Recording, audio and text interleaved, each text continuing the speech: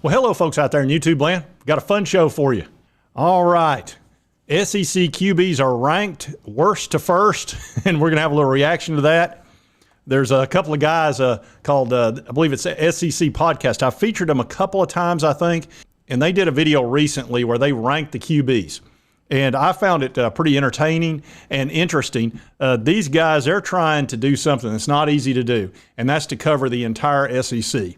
It requires a lot of work, and I do tip my hat to them because I almost thought about doing something a little similar to that, but I was like, man, I don't know enough about every team. And I focus on the Vols and then, of course, our big-time opponents like Florida and Alabama, Georgia, Kentucky, whoever that we usually play. But to cover the entire SEC, especially now it's 16 teams, man, that's not easy. So let's see what these guys have to say, and I'll give you my reaction to it. You're just giving it your best shot, so that's all we can ask for, Mike. You know, it's like your dad says.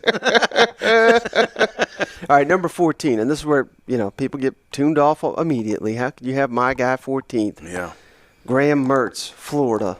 Okay. And I also say this every year, and people don't believe me, but it speaks to the depth at the quarterback position in the SEC. He was a 5-star recruit. Never quite lived up to the billing at Wisconsin. Now he's at Florida. 59% passer. That's not bad. 5,400 yards, 38 touchdowns, 26 interceptions. But why is he last on my list, Shane? First year in the SEC. First year in Billy Napier's offense. 4 of 5 offensive linemen are new starters for the Florida Gators. So I think there's going to be some struggle there. If Florida does well, it's going to be because of their running game. Yeah. Now, Graham Mertz maybe play action. Maybe he feeds off that and he has a great year. But I'm not really ready to go that far. And just the fact that, say what you want about Anthony Richardson. He did go number 4 in the NFL draft. He was very, very inconsistent. So is that Anthony Richardson or is that Billy Napier? Probably a combination of both. Yeah. I couldn't agree more with this pick. I'm not impressed with Florida's QB room. It just hasn't gone the way Billy Napier planned it, obviously. He had a couple of 5-star quarterbacks or high 4-stars that were supposed to come in. One was Jaden Rashada. We know that whole disaster with the contract problem with the NIL and the money that he didn't get. And then you recently had Simmons, who was a high 4-star that was reclassifying to go into the Florida class, and he winds up flipping at the last second to our boy Lane Kiffin. And Lane just always likes to throw a little something in there. Just what the guy does. He loves to run people's plans. So I'm not a bit shocked by this, and that's where I would put Graham Mertz. I keep wondering, are they going to go get like a graduate transfer at the last minute, or are they just going to go with this QB room? Because if they do, I'm not seeing it here, Lloyd. I'm not seeing it here, Lloyd. I am not seeing it. It looks like a 6-win season to me. And that's no guarantee that we're going to beat them at the Swamp, but that might be one of their wins, might not be. I've got us a 60+% chance of beating them at the Swamp, but that's not an easy place to play, even with a Graham Mertz. So let's see what else he's got to say. Right now, I got Graham Mertz dead last. Any issues with that? Well, not from you, Mike, because we know you hate the Florida Gators, so I kind of expected this right out of the gate, I knew I liked that Mike guy. The people are asking, we haven't even done their team previews or anything. He's going on Paul Feinbaum saying Billy's a F-ranked coach, I did want to ask you on that coaching, if you could go back, because this has been dragged through the mud, especially Kentucky fans. Would you change any of those? Is there any that you're now that you've had a little bit? Because that was that was impromptu. And yeah, that's the thing. I never know what Paul's going to ask me. Yeah. Literally never do they say, all right, let's talk ABC. Nothing. They say, hey, can you come on at 3? It doesn't matter what I'm doing. Yes, I will be there. That's how it goes.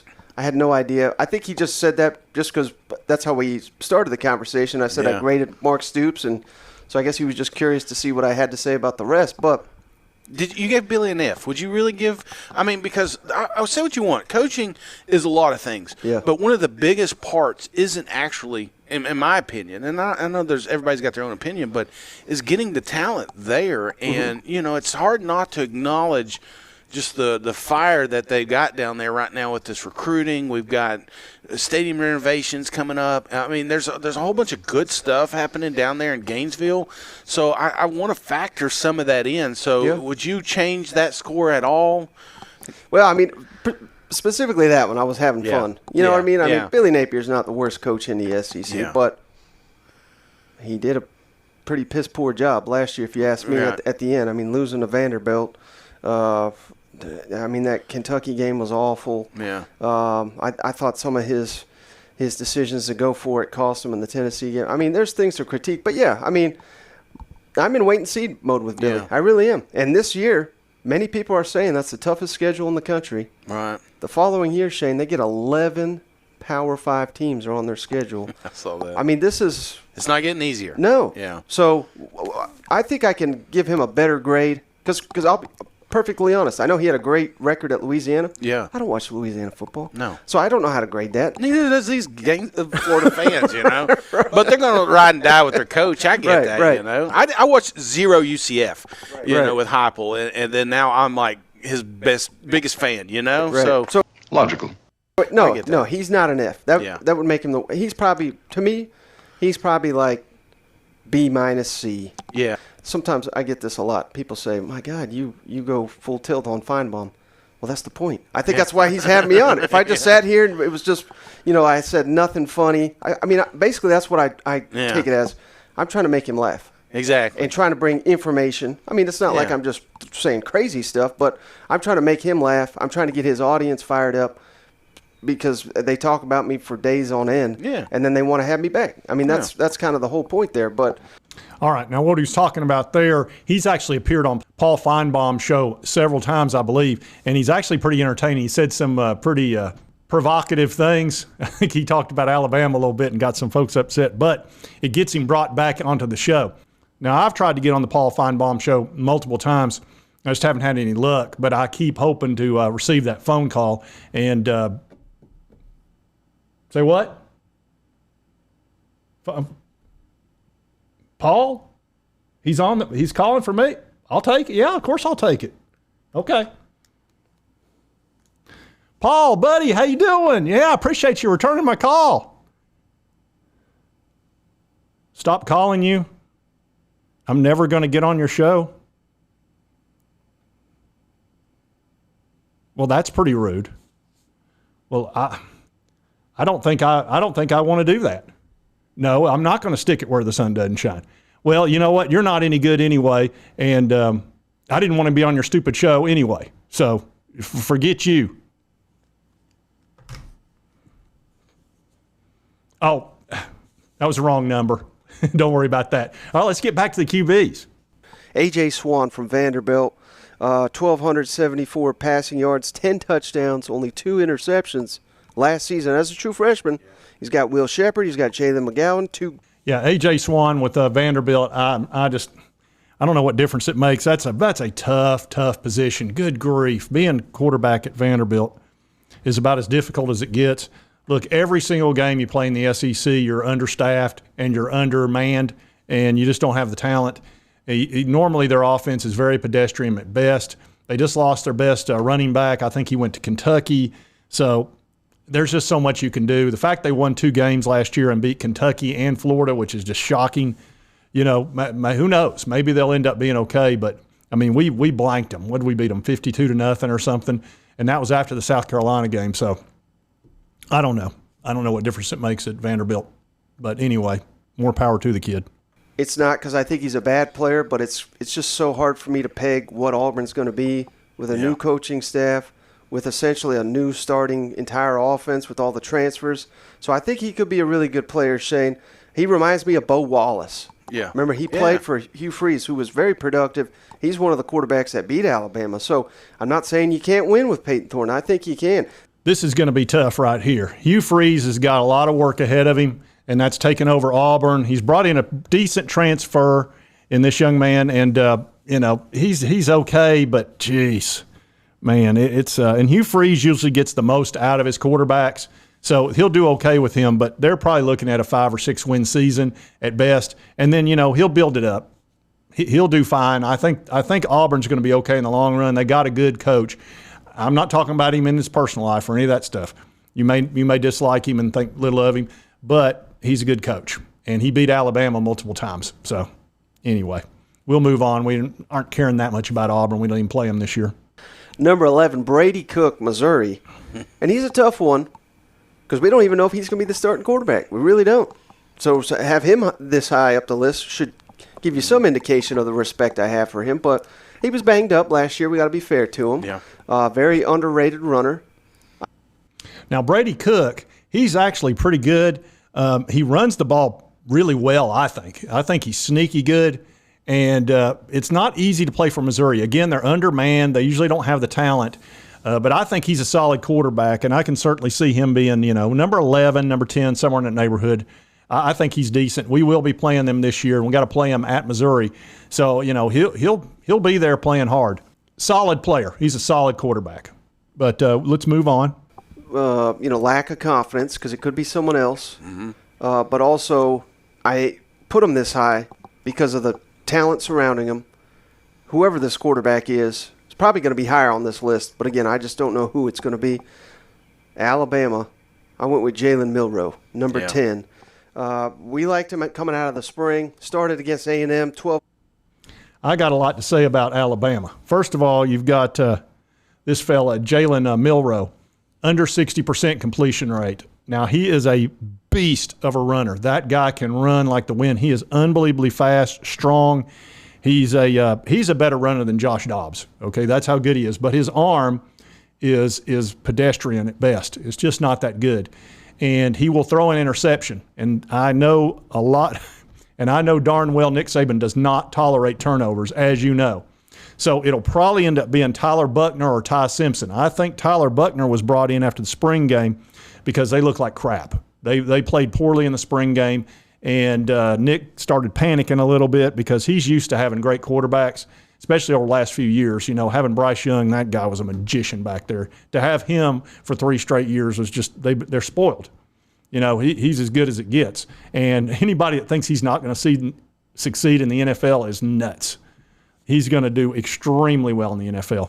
But I think Tyler Buckner's going to wind up being their starter because the offensive coordinator they brought in from Notre Dame is comfortable with him. Does it? Tommy Rees, looks like a little kid. He'll end up probably putting him in there because that's the guy that he kind of wanted. We'll see what happens with Jalen Milroe and Ty Simpson, but that's who I think is going to be the starter. But Alabama's got problems at quarterback, and they're going to have to be better everywhere else because of it. We'll see. Alabama has shown that they're not invincible anymore. They could have lost up to 4 games last year. Now, granted, you're not going to lose every close game, but they could have. And we were fortunate to beat them, but we did beat them, and we ran them up and down the field and scored on them at will. So that's just a fact. Now, granted, it was at Neyland. It wasn't at Tuscaloosa, but we did. So they got a quarterback problem and a quarterback room problem, which is extremely rare for them. Lose a lot of fans here, Shane. I probably will gain some or other SEC fan bases. I'm gonna look at your face as I say this. Number 9, quarterback in the SEC, Spencer Rattler. Spencer Rattler at number 9. Honestly, he was playing very poorly last year until he showed up until he played the Vols. The Vols sort of resurrected his career last year. He had 6 touchdowns. A third of his touchdowns happened against the Vols. Without that game, he was 12-12. And he was one of the worst quarterbacks up to that point in the SEC. And then the last 2 games, and even the bowl game, he played a lot better. So he was the most improved by far. And the guy's got all the talent in the world, but, man, he was struggling. So we'll see what happens with him. You don't know who you're going to get. Are you going to get the first half or the first 3 quarters? Spencer Rattler, or are you going to get the last 3 games? If they get the last 3 games, he's underrated. If he played like he did last year in the first half, then he's overrated. But number 9, I'd have probably put him at 8 or 7, somewhere in the neighborhood, but 9's okay. I can't just give him a ranking just because I think he'll be good. Yeah. He's got to go out there and do it in meaningful action. But he's going to have Brock Bowers. Mm-hmm. He's going to have Dominic Lovett. He's going to have Ladd McConkey. He's got Ra Thomas, Arian Smith. I mean, my God, the O-line should be great. Probably the best in the SEC. Running game should be elite. when we have seen him, Shane, 26 of 35, 310 yards, 4 touchdowns last season. So, and Rusty says he's got an NFL arm. And I trust Rusty over anybody when it comes to Georgia. So, I mean, Carson Beck, he could be number 1 by the end of the season. I mean, if Georgia wins it all. Here's the problem with Carson Beck that concerns me. And I'm going to say this name, and this is going to get a look. I know that a lot of you do not like this guy, but he does know football, and that's Uncle Lou. Uncle Lou is all fired up about Carson Beck. And before you say he's a homer and he loves Georgia and that's all he cares about, if you've ever watched any of his old videos, there was nobody tougher on the Georgia Bulldogs than Uncle Lou. He wore them out. I honestly think Mark Richt probably was close to having to get a restraining order against him. That's how much he didn't like Mark Richt and wanted him gone. So if Uncle Lou's fired up about this guy, he's probably pretty good. And they've got a really strong quarterback room.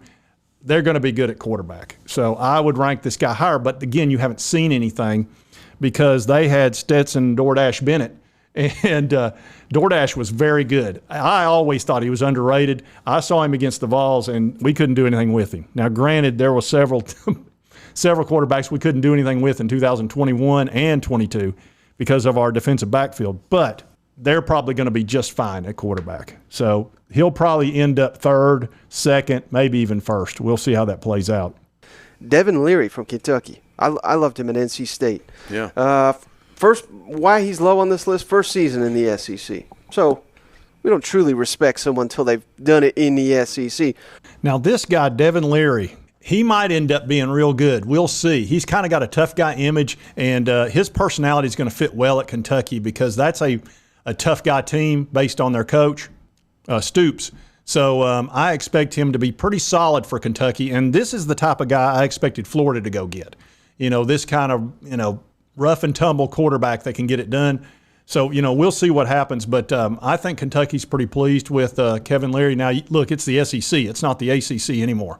You're not in Kansas anymore, Devin Leary. Toto, I have a feeling we're not in Kansas anymore. That's right. It's going to get a little rough on you. So just go ahead and know that. But I thought that was a huge pickup for Kentucky. And I'm fine with having him ranked here. He hasn't proven anything in the SEC just yet, but I think he's a pretty high-quality quarterback. Because I feel some negative coming my way here in a second, Mike. All right, number 6, Shane. This is more the system, the coach. I'm a believer in them. Not sold on the quarterback. Be happy to be wrong. Joe Milton.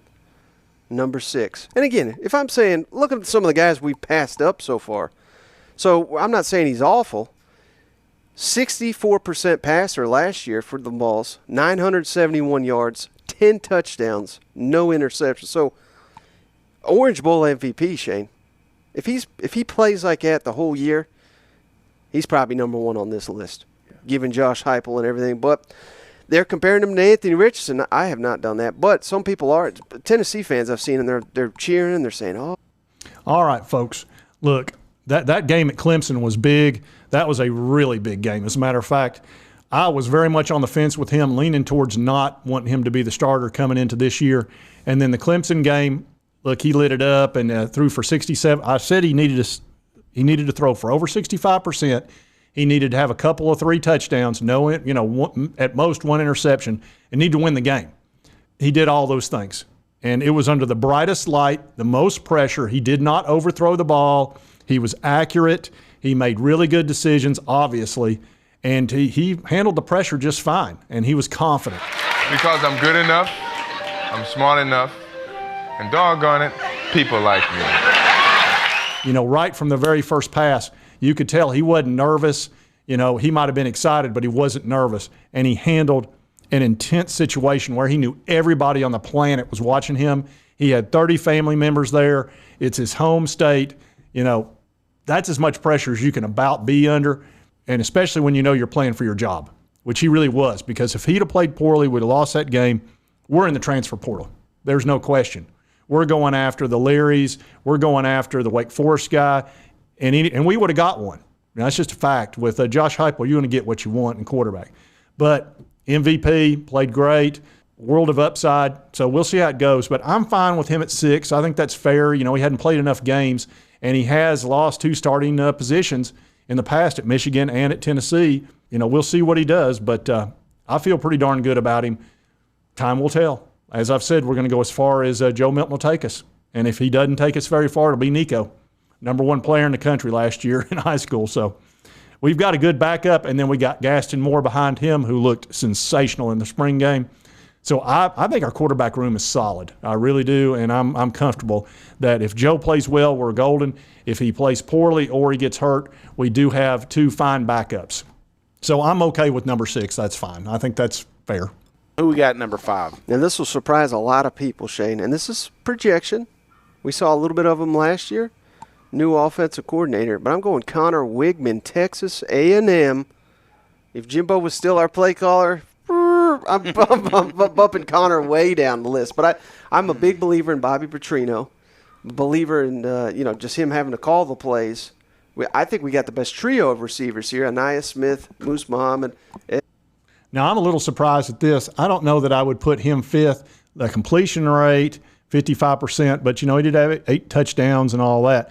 They played poorly, Texas A&M last year with all the talent in the world, but this guy came in at the end of the year and played okay, actually played pretty well. So, we'll see how it goes. I wouldn't put him at 5, though. He's not earned that, but I think it's probably based on his recruiting level and all that good stuff. So we'll see how it goes. And, of course, Texas A&M is loaded at wide receiver, so for that part, I can understand it, but I wouldn't have put him at 5. Let's see who we got next. All right, number 4. And again, people will probably get mad at this, Shane. They'll probably think maybe their fans will think too low. Others will think too high. But Will Rogers, number 4, I think he's being completely overlooked. New system, which I think will be good for him. I think it'll be good for the offense, a little bit more balanced. Yeah. He's not going to put up the crazy numbers. All right, now this is a really tough one to judge because Will Rogers is a fine quarterback, but again, he was a quarterback in a system that was set up just for him. But, well, it wasn't set up just for him. It was an air raid offense. But, his numbers were great, but he threw the ball a ton. They would throw the ball anytime and most of the time. So it's going to be hard to say what he does in a regular offense. This is the hardest one to judge. He's being ranked number 4 because of previous and past history. I don't know what he's going to do. So this is really tough to say. So 4 is fine, I guess, but I don't know. Number 3, Jackson Dart, Ole Miss. I think he takes a big step. Year 2, playing for Lane Kiffin. We all know what he's got in Judkins, maybe the best running back in the country. Got that pressure off him. Now, this guy right here is he's got a lot of moxie. He actually runs the ball quite well. As you can see, he had 614 yards running the ball. He is the ultimate dual threat guy. He throws the ball pretty well. 20 touchdowns, 11 interceptions is a problem. It's just hard to say. He's got a good offensive-minded coach to help him, and that's Lane Kiffin. I hate saying positive things about Lane, but the guy's an excellent offensive coordinator mind, and he gets the most out of his quarterbacks. Jackson Dart's pretty darn good. I'm fine with him at number 3. I don't have an issue with it. I think he's good, and he's got a great quarterback room. He's loaded. He's got 3 or 4 guys that he can pop in there as starter, and I don't understand why 1 or 2 of those guys didn't go to Florida and just take that job, but they didn't. And Ole Miss is loaded at quarterback, and they're probably one of the top QB rooms in the country. Jaden Daniels, LSU. Year 2 at LSU. Year 2 under Mike Denbrock, the offensive coordinator. All right, I have no problem with this. I'd have him either 1 or 2. I told you last year he was a guy we really were going to have to watch, and he was going to run on us. He ran and threw the ball actually pretty darn well. They just couldn't score on us because our defense really showed up against LSU, and our offense was on fire. We wore them out down there at 11 a.m. Central, and I told you I think that time had something to do with it because we jumped them. And, of course, we had that turnover right off the bat and went and just scored on them and kind of put them in shock. And then Brian Kelly, I've never seen such coaching. We had so many coaches last year that were freaking out, trying to go for a touchdown every time, wouldn't take a field goal, went for it on 4th and 10, 4th and 20, whatever. Like their hair was on fire and they had one, it was their last play.